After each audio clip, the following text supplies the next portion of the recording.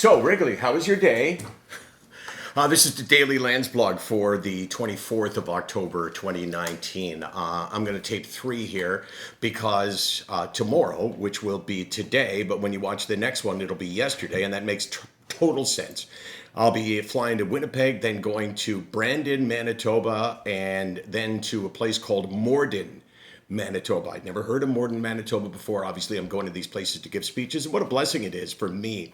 What a joy it is for me to go to these places that I probably would never get the chance to go to meet communities that I would never get the chance to meet, and to try to impact people's lives. SickNotWeak, obviously, for a lot of us is really, really important. And I think the beauty of SickNotWeak is that you make this statement, this is what our charity is called.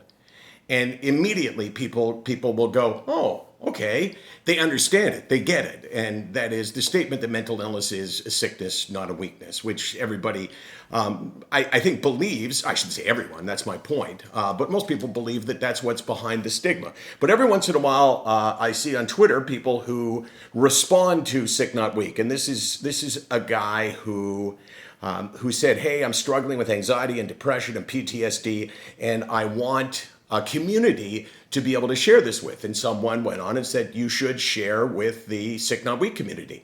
And he came back and said, I don't like that because I'm not sick and I'm not weak.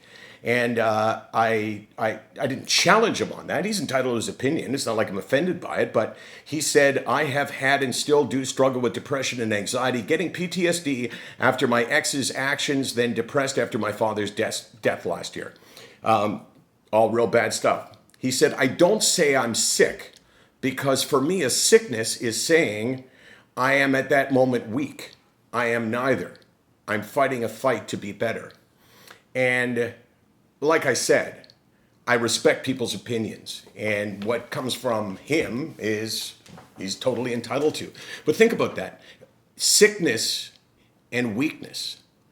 Do they go together? If you say I'm sick, is that like saying, well, I'm weak right now? If I said, I have, give me an illness case. Like a serious chronic illness or like bronchitis? Give me a serious sort of chronic illness or, give me one.